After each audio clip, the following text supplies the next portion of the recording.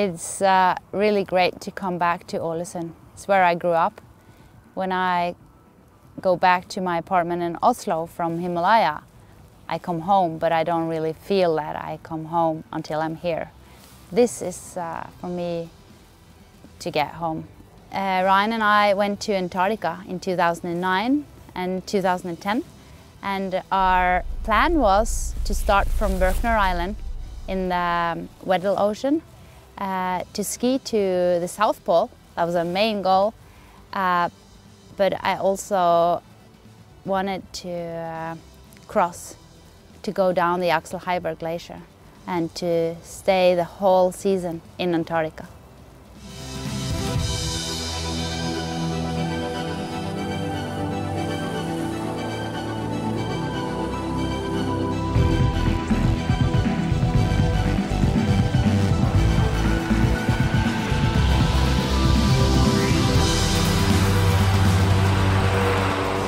Well, it's very important when you have such a big journey.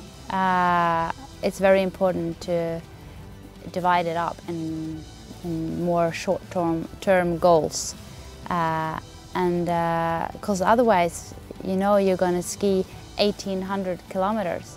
And then some days you can only do 6, 7 or 8 kilometers. It seems like impossible. But you just have to keep focus and motivation. You have to have fun. The most important thing on a trip like that is to have fun.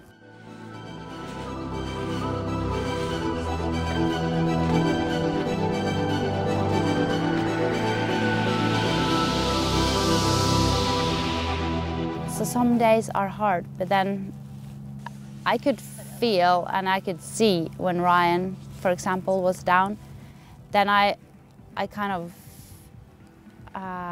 took out the energy that I didn't think that I had and kind of gave him a hug or yeah, helped each other. And then the next break we stopped and he was up. He was, and he peed me a yellow flower in the snow. And that's what it's all about, helping each other and make the best out of it.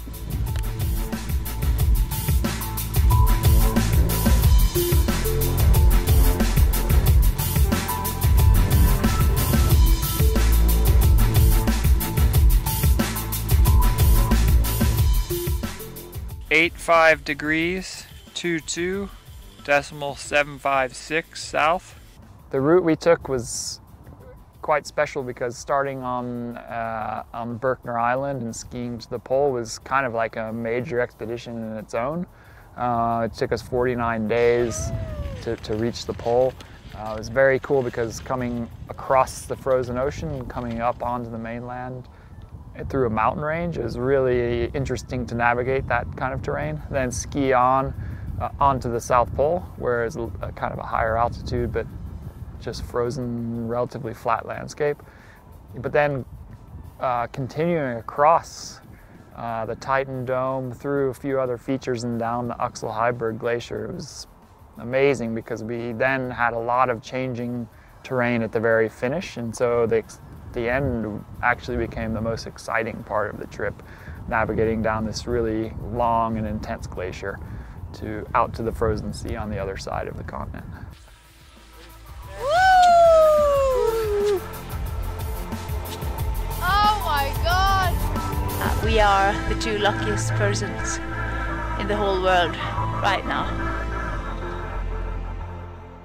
Right now I'm based in Boulder, Colorado in the US, and I work as a mountain guide primarily, going all over the world, taking people on peaks on many of the continents around the world, and some trekking, mostly climbing, and some polar skiing expeditions in different places. After the accident on K2 in 2008, I decided that I've stopped climbing 8,000 meter peaks, that I wasn't going to do it again.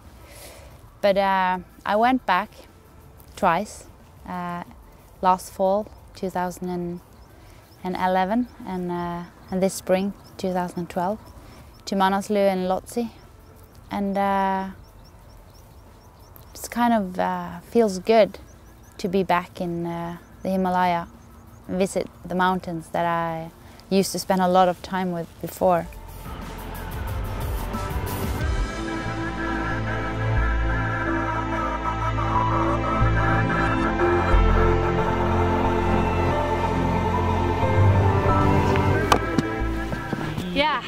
are making a puja. Today we're having a puja ceremony to ask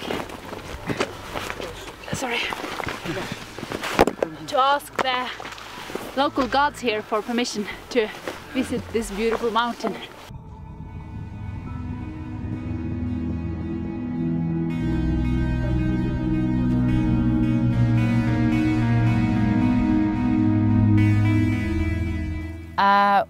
We acclimatized on Dalagiri, and then we went to Khumbu.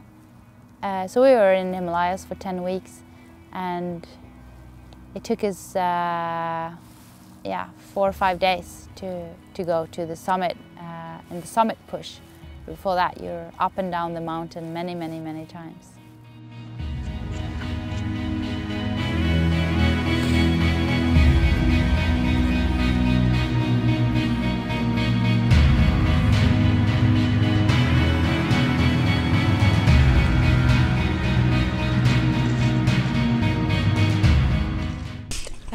We are in Camp 1. It's about 5,800 meters, but it increased 2 meters since last time because it snowed a lot. And the summit is up there next to that skinny moon. That's where we're going to be in a couple of days if we climb good and if the weather stays like this.